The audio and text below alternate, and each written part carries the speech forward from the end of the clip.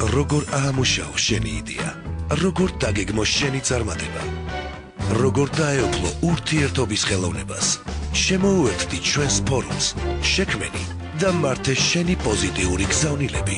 PR ფორუმი ნინი ხუგაშვილთან ერთად. რადიო იმედზე. საღამოშიდობისა რადიო იმედის ეთერშია გადაცემა PR ფორუმი. მე გადაცემის წამყვანი ნინი ხუგაშვილი ვარ და მადლობას გიხდით ყურადღებისთვის. დღეს ვისაუბრებთ თემაზე, რატომ არ არიან საქართველოში მაღალი რანგის პროფესიონალები. ბუნებრივია, არ გულისხმობთ ერთეულ პროფესიასა თუ პროფესიონალებს, საუბარია მასობრივად ამ პრობლემაზე და ძალიან ხშირად როგორც კომპანიის მესოურები, ასევე იმ კომპანიის წარმომადგენლები, რომლებიც მუშაობენ ადამიანური რესურსების მოძიების კუთხით, სწორედ პროფესიონალების სიმცირეზე ამახვილებენ ყურადღებას და არა, რაც უნდა საგანგაშო ჩანდეს სამუშაო ადგილების სიმწირეზე. თქვენ შეგიძლიათ დაგვირეკოთ ტელეფონის ნომრებზე 292 1188 292 1189 ჩაგვერთოთ ღია ეთერში და გამოხატოთ თქვენი პოზიცია. რა გვაკლია ამისთვის, სად მოვიკოჭლებთ, რაში ხედავთ გამოსავალს, ან თავად თქვენ რა გჭირდებათ იმისთვის, რომ უფრო მეტად დახელოვნდეთ და იმაღლოთ კვალიფიკაცია. ჩვენი ეთერი ღია ყველასთვის, ასე რომ სიამოვნებით მოვისმენთ თქვენს მოსაზრებებს. ახლა კი რაც შეეხება ჩვენ სტუმრებს, სტუდიაში სასაუბროდ მოვიწვია გიორგი თვალაძე, კომპანია ინტელექტიკას დამფუძნებელი, რომელსაც თემის ირგვლივ აქვს საინტერესო მოსაზრებები და ასევე სატელეფონო ჩართვის მეშვეობით შემოგვიერთდება ლანა ცაგარეიშვილი, კომპანია Mindstream-ის დამფუძნებელი. მოდით ჯერ მოვუსმინოთ იმ კომპანიის წარმომადგენელს, იმ კომპანიის დამფუძნებელს და დირექტორს, რომელიც კადრების შერჩევის და დატრენინგების მიმართულებით მუშაობს. ლანა ცაგარეიშვილია სატელეფონო ხაზზე. საღამოშიდობისა, მოგესალმებით. გესალმებით ნინი, გამარჯობა. გამარჯობა, მადლობა ლანა, რომ იღებთ მონაწილეობას გადაცემაში. თქვენ ერთ-ერთი ჩემი სხვა გადაცემის სტუმარი ყავით, სადაც თქვით, რომ არა ვთქვათ სამუშაო ადგილების სიმწირეა პრობლემა, პროფესიონალების სიმწირეს უფრო მეტად უჩივით. თუ შეიძლება რომ განგვიმარტოთ, რაშია პრობლემა, თქვენ რაში ხედავთ პრობლემას, სად აწყდებით ყველაზე მეტად და რაში ხედავთ ასევე გამოსავალს. არის ეს რაღაც სისტემური მიდგომა, ესაჭიროება ამ თემას? მადლობ ნინი, ძალიან საინტერესო თემისთვის და მკირნეული საკითხის წამოჭრისთვის. ჩვენ Mindstream ბაზარზე მე-4 წელია მუშაობს და პრინციპში პირველადი ამოცანა იყო შუა და ზედარგოლის მენეჯერების მოძიება მსხვილი ადგილობრივი თუ საერთაშორისო კომპანიებისთვის და ჩვენ ლოგიკურად მივედით იქამდე, რომ შარშან დავაფუძნეთ ტრენინგ ცენტრი და დავიწყეთ მუშაობა უნივერსიტეტებთან, დავნერგეთ ესე ვთქვათ, სისტემა job fair-ების, ეგრეთ წოდებული job fair-ების, ასაქმების ფორუმების. და ეს სვლა განპირობებული იყო სწორედ იმით, რომ ისტორიულად ბუნებრივია, ახლა კომუნისტები, მერე ფორმირება ბაზრის და ეკონომიკის არ ქონია შესაძლებლობა არც განათლების სისტემას და არც კერძო სექტორს, რომ შვიდად წყნარად დაეგეგმა პროფესიონალთა ფორმირების გზა, ასე ვთქვათ. დასაქმების ფორუმები გავაკეთეთ, იმიტომ რომ ბიზნეს და საგანმანათლებლო სისტემას ჭირდება დიალოგი. სისტემამ არ იცის, რა ჭირდება ბიზნესი ვერ გეგმავს 5 და 10 წლით 10 წლის ვთქვათ აი ამ ინტერვალით რა შეიძლება დაჭირდეს ადამიანური რესურსების და პროფესიონალიზმის კუთხით. ანუ ვერცერთი მოჯადოებული წრე არის ფაქტიურად და აი ამის რღვევის პროცესში და ამ პროცესის ხელშეწყობის ეტაპზე ვართ ჩვენ. თქვენ ფიქრობთ, რომ ეს არის ერთ-ერთი მთავარი გამოსავალი, რომელიც ჩვენ ვფიქრობთ, რომ ორი პრობლემა და ორი გზა არსებობს. ერთი ვთქვათ ახალგაზრდებთან მეტი მუშაობა, სტუდენტებთან და მათთვის იმგვარი სასწავლო სისტემის შეთავაზება, რომელიც პასუხობს ბიზნესის ამოცანებს, რაც დღეს მეტნაკლებად რომელიღაც უნივერსიტეტ თითზე ჩამოსათვლელ ვთქვათ წერტილებში მოიპოვება ასეთი ცოდნა, უმეტეს შემთხვევაში სამწუხაროდ არის საცდენა რეალურ მოთხოვნებსა და იმ თეორიულ ცოდნას შორის, რომელსაც აწვდიან უნივერსიტეტები. მეორე პრობლემა და საკმაოდ მნიშვნელოვანი არის უკვე დამსაქმებლის ანუ კომპანიის და დამსაქმებლის არ არის ის პლატფორმა, რომელიც მიცემს პროფესიონალებს კიდევ უფრო ზრდის შესაძლებლობებს, ასე ვთქვათ. იქნება შთაბეჭდილება, რომ კომპანიას ესა თუ ის კადრი მხოლოდ ამა თუ იმ თანამდებობისთვის და პოზიციისთვის აყავს და შემდეგ უკვე განვითარების შესაძლებლობას აღარ აძლევს. ეს არის აქტუალური დღეს. სწორედ, ძალიან სწორად თქვით ახლა და ჩამოაყალიბეთ პრობლემა. პროფესიონალი რაღაც დონეზე მომზადებული პროფესიონალი და ნებისმიერ დონემდე მომზადებული პროფესიონალი საჭიროებს მხარდაჭერას დამსაქმებლის მხრიდან და ეს არის ორ მხრივი გზა.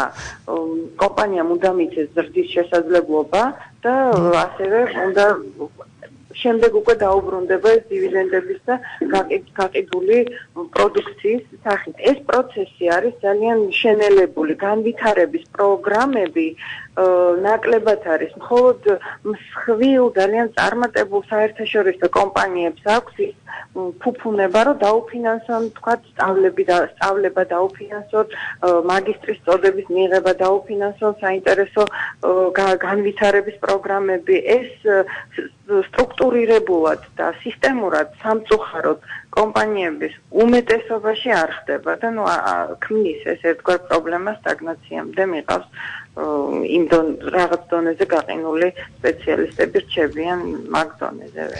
ძალიან დიდი მადლობა ლანა ცაგარეიშვილი, კომპანია Mindstream-ის დამფუძნებელი და დირექტორი გახდათ სატელეფონო ჩართვით გადაცემაში PR ფორუმი. ჩვენ საუბრობთ დღეს თემაზე, რატომ არ არიან საქართველოში მაღალი რანგის პროფესიონალები და როგორც ლანამ აღნიშნა, საჭირო ამ შემთხვევაში აუცილებლად დიალოგი ბიზნეს კერძო სექტორსა და განათლების სისტემის წარმომადგენლებს შორის და ასევე მეორე არის ის პლატფორმა, რომელიც უნდა მივცეთ ახალგაზრდებს განვითარებისთვის. საინტერესო რას ფიქრობს ამაზე გიორგი თვალაძე, კომპანია ინტელექტიკას დამფუძნებელი. საღამოშიდობისა გიორგი, მოგესალმებით და კეთილი იყოს თქვენი ხმა რადიო სივრცისთვის. მოგესალმებით, დიდი მადლობა პირველ რიგში მოწვევისთვის. მივესალმები თქვენს მსმენელს. მინდა ვთქვა, რომ დავეთანხმები პირველ რიგში ქალბატონ ლანას, მაგრამ მე მაინც ცოტა სხვა სიფრთხეში ვხედავ. როგორ ხედავთ თქვენ ამ პრობლემას? დიახ, და სწორედ ამაზე სასაუბროთ მოვედი თქვენთან. ეს არის ფსიქოლოგიის სიფრთხე, ანუ რაც არ უნდა იყოს, ჩვენ ვერ გავექცევით იმას, რომ ყველა ცალკეულად ვართ ინდივიდები და შესაბამისად მნიშვნელობა არ აქვს აქ ნიშას, მნიშვნელობა არ აქვს კომპანიას. ჩემი აზრით პრობლემას წარმოადგენს სწორედ ის, რომ თანმიმდევრულობა არ არსებობს და თანმიმდევრულობას მე სწორედ გულისხმობ და ვხედავ იმაში, რომ ყველაფერი იწყება ადამიანის პერსონალური ეფექტურობიდან. ანუ თუ სახელმწიფო და ამ შემთხვევაში თქვა დავიღოთ განათლების სისტემა არ გაძლევს საშუალებას, რომ განვითარდე, უნდა მოიძიოს საკუთარ თავში. სახელმწიფოს რომ ველოდოთ ჩვენ რომ რაღაცას მოგცემს, ეს მე ვფიქრობ უფრო არალიდერული მიდგომაა, მოდით ესე ვიტყვით, ძალიან თამამი ვიქნები და თითოეულმა ადამიანმა საკუთარ თავზე რომ აიღოს პასუხისმგებლობა, დღეს განსაკუთრებით 21 საუკუნეში ყველანაირი შესაძლებლობა არსებობს იმისა, რომ მივიღოთ თუნდაც არაფორმალური განათლება, თვითგანათლება, მოდით ესე ვთქვათ, და აი ამ კონტექსტში სწორედ ის საქმე, ის ცოდნა, ის სწავლება ამოვარჩიოთ, რაც რეალურად რელევანტურია ჩვენს უნიკალურ ნიჩთან, ტალანტთან, რაც შესაძლებლობას მოგცემს, რომ მართლაც აი ეს ექსტრა კლასის პროფესიონალები გავხდეთ ნებისმიერ ნიშაში. აქ არ არის საუბარი რაღაცა კონკრეტულზე. თქვენ საუბრობთ, რომ შესაძლებელია მხოლოდ და მხოლოდ საკუთარ თავზე დაღრდნობით გავხდეთ ექსტრა კლასის პროფესიონალები. რა თქმა უნდა და მე პირადად გახლავართ ამის უნიკალური მაგალითი. როგორ გარდაიქმნით, შეიძლება მე NX ამ პროექტ NX გულისხმობ, მქონდა ძალიან საინტერესო გამოსვლა და მის მოსმენის შემდეგ გამოჩნდა სურვილი, რომ მომიყვანეთ თქვენ სტუდიაში და თქვენი მოსაზრებები ჩვენი მსმენელებისთვისაც გაგევრცოთ და გეთქვათ. თქვენ წლების განმავლობაში ცხოვრობდით საზღვარგარეთ, სადაც გაიარეთ განათლება? აგიხსნით ახლა. აბა მითხარით შეიძლება. დიახ, საზღვარგარეთ არ ცხოვრობდი. როგორ იყო, ციცი პირდაპირ გეტყვით, რომ საკმაოდ არასწორი ცხოვრების სტილით, ესე რომ ვთქვათ, ცხოვრობდი და ბევრი მავნეჩვევა მქონდა. და თანაც უკვე ასაკით იმხელა ვიყავი, რომ რაღაცა, ესე იგი, რადიკალური ზომების მიღება იყო საჭირო და აქედან გამომდინარე გადავწყვიტე, რომ რაღაც უნდა შემეცვალა და აღმოვაჩინე ერთ-ერთი სასწავლებელი, რომელიც სასწავლებლის დისტანციური მართვით იძლეოდა. უკაცრავად შემეშალა, დიახ, დისტანციური მართვა, დიახ. დიახ, ესე იგი, ცოდნას, ეს იყო ბრიტანული კოლეჯი, ფინანსებისა და ინვესტიციების კოლეჯი, ICF-ი. და იქ დავიწყე სწავლება, ეს ინტერნეტის მეშვეობით ხდებოდა ეს ყველაფერი და მინდა გითხრათ, რომ სწორედ იქ მოვიწამლე კარგი გაგებით, აი ამ წარმატების, ამ საკუთარ თავზე მუშაობის, აი ამ მიმდინარეობის ერთგვარი ხედვით და სურვილი გამიჩნდა, რომ საქართველოში რაიმე მსგავსი თუ არსებობდა, მიმეღო აქტიური მონაწილეობა. რის შემდეგაც დავიწყე სერიოზული მონიტორინგი, ანუ ვაკვირდებოდი, ვეძებდი, ვიძიებდი საიტებზე, ხალხს ვეკითხებოდი და ვნახულობდი რაღაც სხვადასხვა ბიზნეს ცენტრებს, ტრენინგ ცენტრებს უпроსწორედ და მინდა გითხრათ, რომ მას შემდეგ სადღაც დაახლოებით 3-4 წელი გავიდა და ამოწერილიც მაქვს, აი შეიძლება მაშინ ცოტა სხვა თვალით უყურებდი, ანუ როგორც კონკურენტებს, აი ესე ვიწერდი, რომ ვინ არიან ამ ბაზარზე ადამიანები, რომლებიც ამ საქმიანობით არიან დაკავებულები და მიუხედავად იმისა, რომ 3-4 წელი გავიდა, დღეს როდესაც უკვე დადგა დრო, რომ ინტელექტიკა, როგორც ესე ძალიან სერიოზულად და ხმამაღლა შემოვიდეს ქართულ ბაზარზე, აი ეს კონკურენტები, ეგრეთ წოდებული კონკურენტები, ზუსტად ისევ იდგანან, სადაც იდგნენ მაშინ, როდესაც მე ეს მონიტორინგი დავიწყე და აქედან გამომდინარე დავინახე, რომ ჩვენ გვაქვს სურვილი, რომ ავაშენოთ დიდი სახლი, მეტაფორულად რო ვთქვათ, მაგრამ საძირკველის გამოტოვება გვინდა. ანუ საკუთარ თავზე მუშაობა არ გვინდა. სწორედ ამაში იგულისხმება ეს პერსონალური ეფექტურობაც, რომელიც თავის თავში გულისხმობს იმ უნიკალურ ნიჭს და ტალანტს, რაც თითოეულ ადამიანს აქვს ღვთისგან დამადლებული და როდესაც ჩვენ სწორედ აი ამ ტალანტზე, ამ ნიჭზე ვაგებთ რაღაც საქმიანობას, მნიშვნელობა არ აქვს ეს ბიზნესი იქნება თუ პროფესიის კუთხით თუ სხვა, შესაბამისად ჩვენ უკვე ბუნებრივი მოთხოვნილება გვიჩნდება, აი ამიტომ ვთქვი, რომ ცოტა ფსიქოლოგიურ სიფრთხეში მიდის ეს ყველაფერი და აი ამ ბუნებრივი მოთხოვნილებიდან გამომდინარე ჩვენ უკვე გვიზიდავს თითქოს ის ცოდნა, ის სწავლება, რომელიც კონკრეტულად აი როგორც ესე იგი შეიძლება წერტილისებრ დარტყმებს ახდენს სწორედ იმ ესე იგი ცოდნაზე, იმ ტრენინგებზე, იმ წიგნებზე, იმ ადამიანებთან ურთიერთობების დამყარებაზე, რომლებიც ჩვენ ხელს გვიწყობენ და გვეხმარებიან შემდეგ იმ კვალიფიკაციის ამაღლებაში, რაც ხელს უწყობს შემდეგ ჩვენს პროფესიონალურ ზრდას. აი ამაშია პრობლემა და ადამიანებს ძალიან გამოტენილი გვაქვს თავი სტერეოტიპული ხედვებით. ჩემი სწავლებაც, ჩემი მიმართულებაც აბსოლუტურად არაფორმალურია. რომელიც აი ყველანაირ შაბლონს ეწინააღმდეგება. თუნდაც ის ჩემი რეგალია, რასაც მე ვასახელებ, ხო, თავისუფალი ცხოვრების სტილის დიზაინერი. რას გულისხმობ? ძალიან საინტერესოა, ჩვენ გთხოვეთ მოგეწოდებინეთ რეგალია და თქვენ ესე მოგწერეთ პირდაპირ თავისუფალი ცხოვრების სტილის დიზაინერი. რას გულისხმობთ? თქვენ ეძებთ ყველაფერში განსხვავებულობას, თქვენ ამაში ხედავთ გამოსავალს განვითარებისთვის? რა თქმა უნდა. და თუ მოვიშველიებთ მაგალითად იგივე პიტერ დრუკერის სიტყვებს 21 საუკუნე არის ინტელექტუალი მუშაკის ერა. ანუ დასრულდა ეს ინდუსტრიალური კუნთების თამაში და აი რაღაცა ოფლის ღვრით შეიძლება ესე ითქვას საქმის კეთება და შესაბამისად აი ეს გამორჩეულობა, რომ ჩვენ ახლა მაგალითად ადამიანის რეგალიით იგივე საქმიანობით თუ ვინტერესდებით, ყოველთვის გვესმის, რომ მე ვარ PR მენეჯერი, მე ვარ ბუღალტერი, მე ვარ რაღაც გაყიდვების მენეჯერი და ასე შემდეგ. ანუ შაბლონურად ყველა პოზიციონირებას ახდენს რაღაცა ესეთი მსგავსით.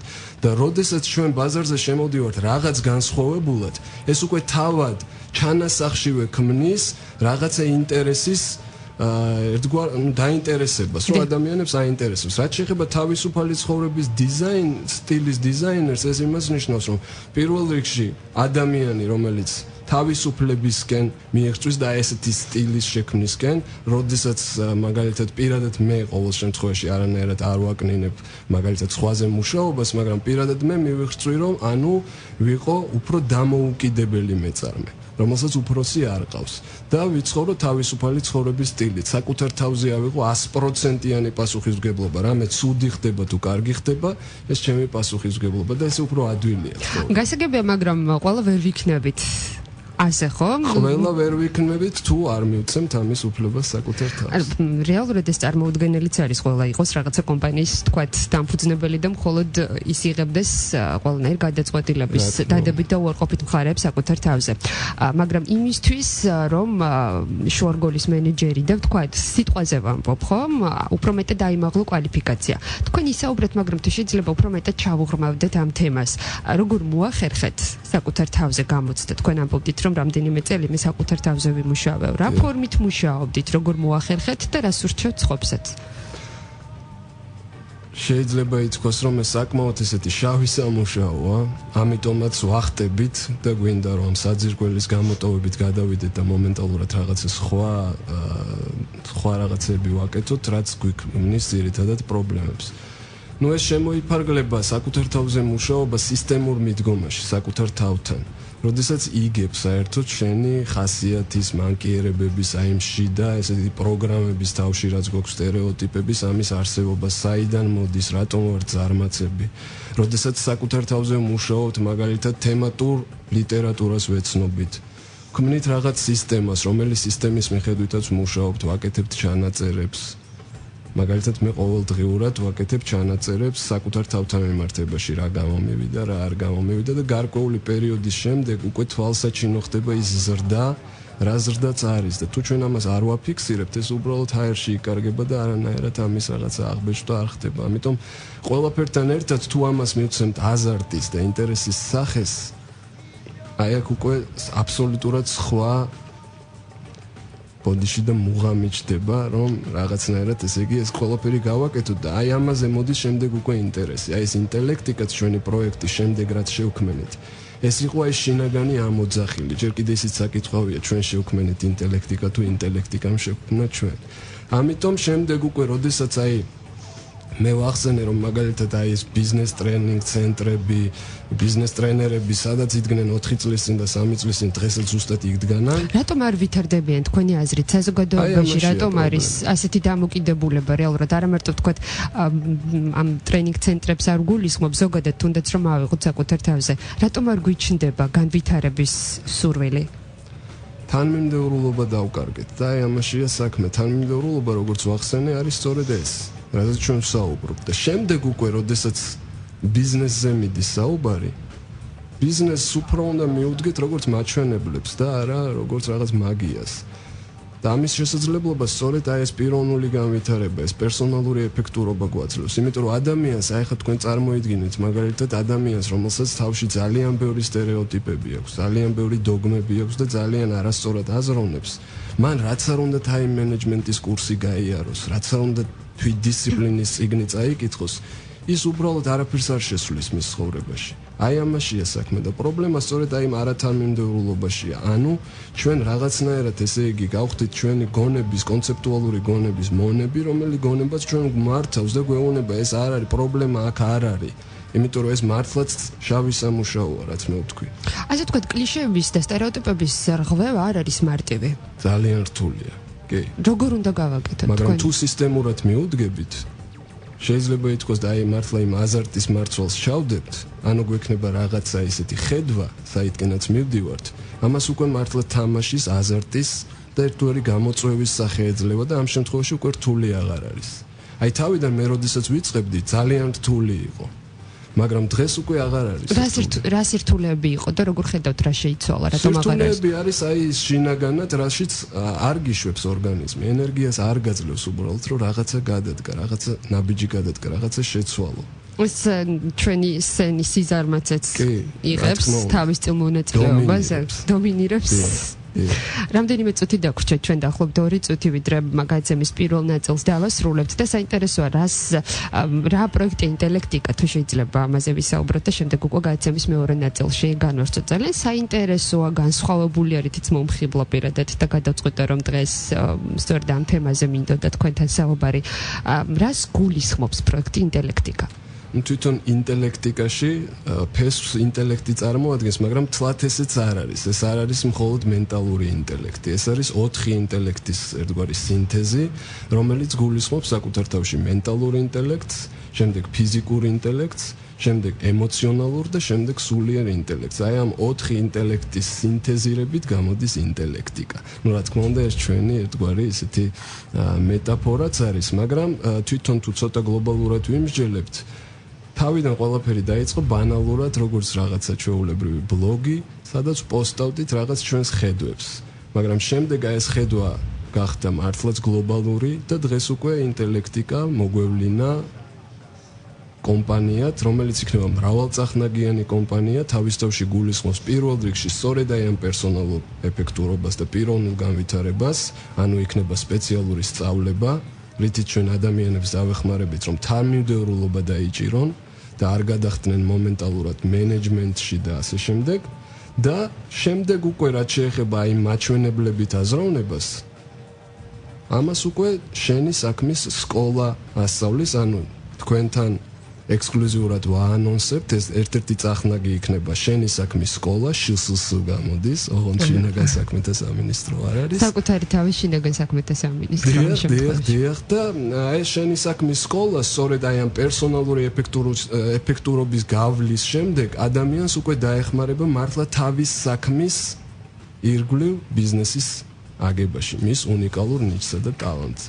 ძალიან დიდი მადლობა გიორგი თვალაძე, დღეს გადაცემა PR ფორუმის სტუმარი. ჩვენ ვსაუბრობთ თემაზე, რატომ არ არიან საქართველოში მაღალი რანგის პროფესიონალები და საინფორმაციო გამოშვების შემდეგ კვლავ დაბრუნდებით ამ თემით. თქვენ კი თუ გაქვთ სურვილი, თუ გაქვთ მოსაზრებები, როგორ შეიძლება გავუმკლავდეთ ამ პრობლემას, როგორ შეიძლება დავძლიოთ, რა გვჭირდება იმისთვის, რომ უფრო მეტად დავხელოვდეთ, თუ შეიძლება დაგვირეკეთ ტელეფონის ნომრებზე, თუ შეიძლება კი არა თქვენ შეგიძლიათ რომ დაგვირეკოთ ტელეფონის ნომრებზე 292 11 88 292 11 99. ჩვენ სიამოვნებით მოგისმენთ. შექმენი და მართე შენი პოზიტიური გზავნილები. PR ფორუმი ნინი ხუგაშვილთან ერთად. საღამოშიდობისა კიდევ ერთხელ მოგესალმებით ყველას, თქვენ უსმენთ გადაცემას PR ფორუმი, მე ნინი ხუგაშვილი ვარ ამ გადაცემის წამყვანი და დღეს ვსაუბრობთ, როგორც აღმოჩნდა, საკმაოდ მტკივნეულ თემაზე, რატომ არ არიან საქართველოში მაღალი რანგის პროფესიონალები. გიორგი თვალაძე, კომპანია ინტელექტიკას დამფუძნებელია, დღეს ჩვენი სტუმარი. საღამოშიდობისა კიდევ ერთხელ გიორგი და მადლობას გიხდით გადაცემაში მონაწილეობის მიღებისთვის. როგორც თავიდან დავიწყეთ, ერთ-ერთ წამყვანი HR-თან საუბარი, ის ამბობს და არა მხოლოდ ის, მისი კოლეგები ადამიანური რესურსების მოძიების კუთხით, ვინც არიან დღეს აქტიურები საქართველოს ამ ბაზარზე, ხშირად გამოთქვამენ პრეტენზიებს, რომ არის სამუშაო ადგილების სიმცირე, არამედ ადამიანური რესურსების განვითარება არის საკმაოდ დაბალ დონეზე. გვაკლია პროფესიონალები, არა მხოლოდ ჰაი კლასის და მაღალი რანგის და ექსტრა კლასის პროფესიონალები, როგორც თქვენ საუბრობდით თქვენს გამოსვლაში, არამედ საშუალო დონეზეც კი მოვიკოჭლებთ. მან საკუთარი ხედვა გაგვაცნო ამ მიმართულებით, რომელიც სისტემურ მიდგომას საჭიროებს, თქვენ კი თვლით, რომ ვერ დაელოდებით სისტემურ მიდგომას, რადგან ამისთვის არის პერსონალური განვითარების მოთხოვნა პირველ რიგში, საკუთარ თავს უნდა მოსთხოვო და შემდეგ უკვე უნდა განვითარდე აუცილებლად, მაგრამ არ უნდა გამოტოვო საძირკველი და შემდეგი სართულებიდან არ უნდა დაიწყოთ თუნდაც საკუთარი კარიერის შენება. ძალიან საინტერესოდ ისაუბრეთ გადაცემის პირველ ნაწილში, როგორ უნდა დაიწყო და მიხვიდე აქამდე, მაგრამ საინტერესოა პერსონალური განვითარების შემდგომი ეტაპი, როგორ უნდა განაგრძო საქმიანობა. კარგი შეკითხვა. პირველ რიგში მნიშვნელობა არ აქვს სფეროს, როდესაც ადამიანი მოწოდებულია უკვე რაღაც პროფესიისთვის, რაღაც ბიზნესისთვის, მისთვის შემდეგ უკვე აი ამ სწავლების და კვალიფიკაციის ამაღლება და ამ გზაზე, ამ ბილიკზე სულა გაცილებით უფრო არათუ იოლი, არამედ საინტერესო და აზარტულიც კი ხდება. თუმცა აქ ერთი პრობლემაა, მე მგონი, სანამ გადაწყვეტ რა გინდა, აი აქ საკმაოდ დიდ სირთულეს ვაწყდებით ხოლმე. თუ გადაწყვიტე რომ შენ უკვე გინდა იყო მაგალითად ერთ-ერთი ნებისმიერი სფეროს წარმომადგენელი და იყო წარმატებული, სანამ აქამდე მიხვალ, მანამდე ცოტა აზრის არევა, ხო? დიახ, და სპეციალურად არსებობს სამწუხაროდ საქართველოში ჯერჯერობით იმდენად არა, მაგრამ იყიდებს ნელ-ნელა ფეხს და ნუ მსოფლიო მასშტაბით არსებობს უკვე უნიკალური სწავლება და ცოდნა იმის შესახებ, თუ როგორ უნდა გაერკვე საერთოდ აი ამ ყველაფერში რა გინდა ცხოვრებაში და შესაბამისად შემდეგ როგორ დაიწყო მოძრაობა იმის მიმართულებით. და მე მინდა გითხრათ, რომ ვერასოდეს ვერ გადააჭარბებს იმ ადამიანის შესაძლებლობებს, უნარებს და საბოლოო ჯამში მიღებულ შედეგებს, რომელიც საკუთარ უნიკალურ და ბუნებრივ საწყისებზე აგებს საკუთარ ბიზნეს თუ პროფესიას, ის ადამიანი, რომელიც აი გაუგებრობაშია და თუნდაც წლების განმავლობაში ერთ და იგივე კეთებით იმაღლებს კვალიფიკაციას და რაღაც დონემდე მიდის. ვერასოდეს, იმიტომ რომ აქ არის ერთგვარი მოწოდების და ეს შინაგანი რაღაცა ენერგეტიკის ფაქტორიც, რომელიც მე აი პირადად გამოვცადე და მართლაც აი ძალზე დეფექტურად მუშაობს, არა მხოლოდ საკუთარ თავზე, არამედ უკვე აი ისეთ ადამიანებთანაც მაქვს ურთიერთობა, მეგობრობ და მასწავლებლებიც არიან ჩემი, რომლებმაც სწორედ ამ გზით გაიკვალეს გზა. და აი უკვე თუნდაც ის ფინანსური რაღაცა რესურსები, წარმატება, ცნობადობა არის როგორც გარდაუვალი შედეგი. აი ამ კონტექსტში, რასაც მე ვსაუბრობ, წარმატება აბსოლუტურად პროგნოზირებადია. გავერკვიეთ, რომ გსურს კონკრეტული მიმართულებით წასვლა არ აქვს მნიშვნელობა სფეროს. ვიწყებთ განვითარებას და შემდეგი ეტაპი რა არის საფეხური? აი აქ იწყება სისტემური მიდგომა უკვე როგორც ბიზნესის მიმართ.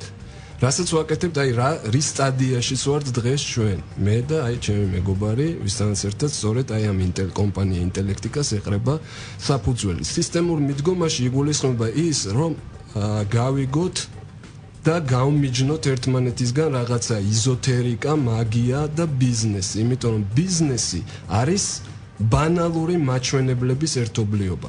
მნიშვნელობა არ აქვს კიდევ ერთხელ ვიმეორებ სფეროს, აი მაგალითად შეგვიძლია მარტივად მოვახდინოთ ამ ყველაფრის ფორმულირება. ბიზნესი არის რამდენიმე ძირითადი საკვანძო მაჩვენებელი, რომელიც საკუთარ თავში გულისხმობს ლიდებს, ანუ ლიდებში იგულისხმება პოტენციური კლიენტები, შემდეგ მოდის უკვე კონვერსია, შემდეგ მოდის აი ამ კლიენტის, ანუ შეძენის რაღაცას ვყიდით, ხო, ჩვენ თუნდაც ფიზიკური პროდუქტი არ გქონდეს, რაღაცა საკუთარ თავს მაინც თუნდაც ტრენერი ყოველთვის ვყიდით.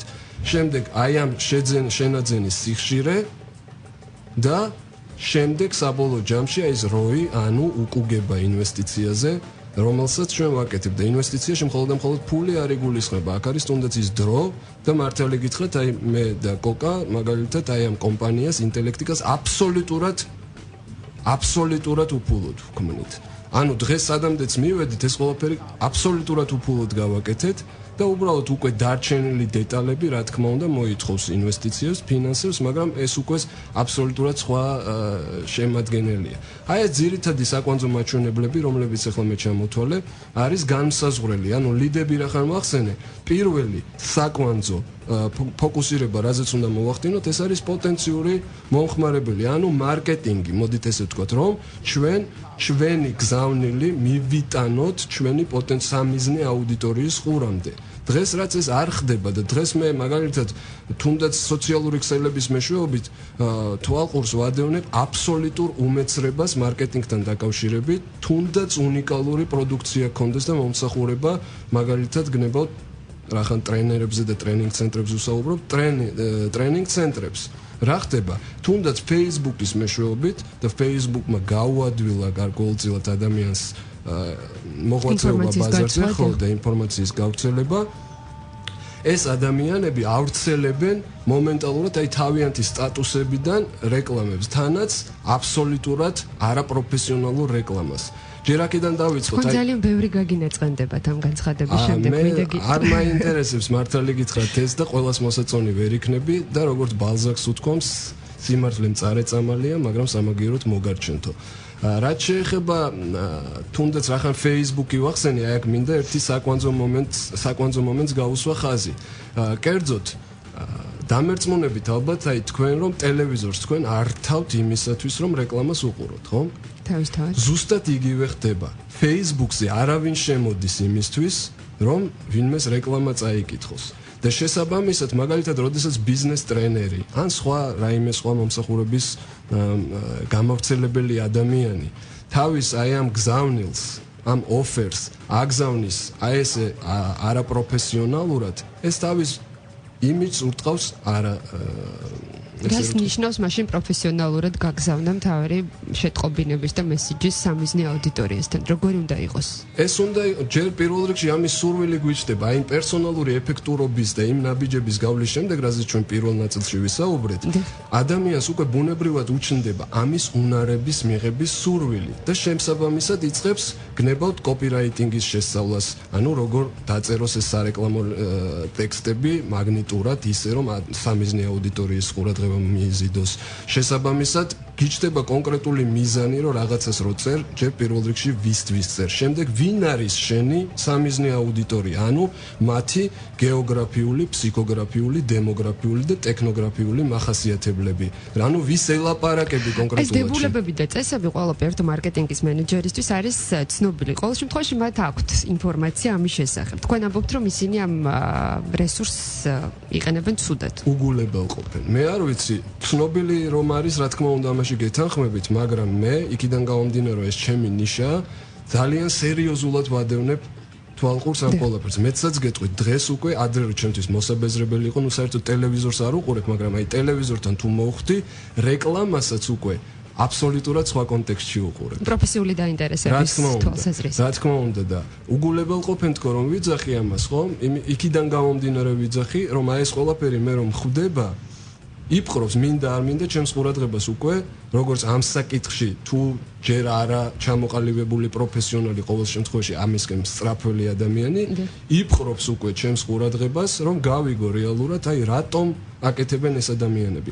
როდესაც ჩვენ მაგალითად ბიზნეს ტრენერი ვართ, ან ტრენინგ ცენტრი გვაქვს და არ გვაქვს საკუთარი საიტი, ან საიტი გონია რომ უბრალოდ ინტერნეტში რაღაცა დომენს დავკიდებ და შემდეგ ხალხი მიაწყდება მას და შეცვდება და განვითარებაშია პრობლემა თანხმდებით, ხო? განვითარებაში, შეფუთვაში და განვითარებაში და გავრცელებაში. რამდენიმე წუთი გვაქვს გადაცემის დასრულებამდე დარჩენილი, თუ შეიძლება კონკრეტული რეკომენდაციები რომ მივცეთ რჩევების სახით იმ ადამიანებს, რომლებიც ახლა გვისმენენ და სურთ პერსონალური განვითარებას მიიღონ, ასე ვთქვათ, ხელი და რა გზები უნდა მოიძიონ ამისთვის. შეიძლება რომ ვთქვათ მივთითოთ ლიტერატურა, საიდანაც თქვენ ხელმძღვანელობდით, ურჩიოთ მათ.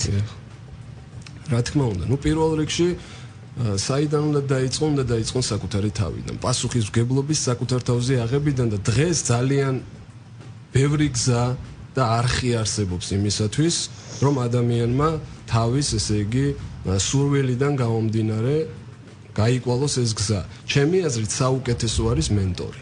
ანუ ადამიანი, ვინც კონკრეტულად, ესე იგი, თავის გავლილ გზას, ოღონდ არა ლექტორი. აი აქ უნდა გავმიჯნოთ ერთმანეთისგან, იმიტომ რომ ლექტორი ძირითადად ჩვენ გვაძლევს თეორიას.